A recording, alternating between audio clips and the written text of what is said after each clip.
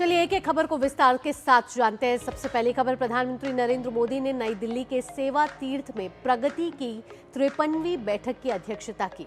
प्रगति यानी proactive governance and timely implementation सरकार की ऐसी आईसीटी आधारित व्यवस्था है जिसके जरिए बड़े प्रोजेक्ट्स की प्रगति और नीतिगत मुद्दों की सीधी समीक्षा की जाती है।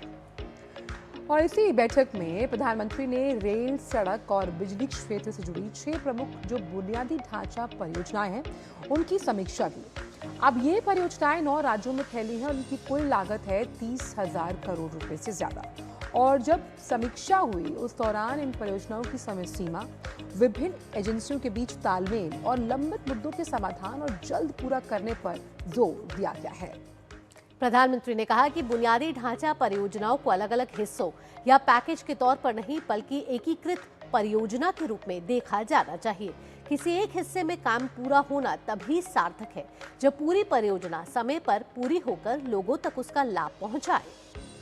उन्होंने केंद्र और राज्य सरकारों से एंड टू एंड मॉनिटरिंग और जवाबदेही के साथ काम करने के लिए कहा। प्रधानमंत्री ने बड़े परिवहन और बुनियादी ढांचा प्रोजेक्ट्स की योजना बनाते समय जहां संभव हो कॉमन यूटिलिटी कॉरिडोर विकसित करने की संभावनाएं तलाशने पर भी जोर दिया। इसके साथ ये भी साफ कहा गया कि परियोजनाओं की रफ्तार बढ़ाने के साथ साथ उसकी क्वालिटी यानी कि गुणवत्ता से कोई समझौता ना हो। आधुनिक तकनीक हो, मजबूत क्वालिटी एश्योरेंस व्यवस्था अपनाने की जरूरत पर ही जोर दिया गया। और इस बैठक में डिजिटल एग्रीकल्चर मिशन के तहत एग्रीस्टैक की भी समीक्षा की गई है। प्रधानमंत्री ने कृषि डेटा का बेहतर इस्तेमाल करने और एआई जैसे नई डिजिटल तकनीकों को कृषि क्षेत्र में अपनाने पर जोर दिया। उनका कहना था कि इन तकनीकों के जरिए इनपुट प्लानिंग से लेकर प्रोसेसिंग तक पूरी कृषि वैल्यू चेन में बेहतर फैसले लिए जा सकते हैं और किसानों तक योजनाओं का लाभ अधिक प्रभावी ढंग से पहुंचाया जा सकता है। इसके अलावा बैठक में साइबर फ्रॉड और डिजिटल अरेस्ट के मामलों पर भी चर्चा हुई। प्रधानमंत्री ने साइबर अपराधों की रोकथाम के लिए लगातार जागरूकता अभियान, प्रशिक्षण और साइबर सुरक्षा शिक्षा पर जोर दिया।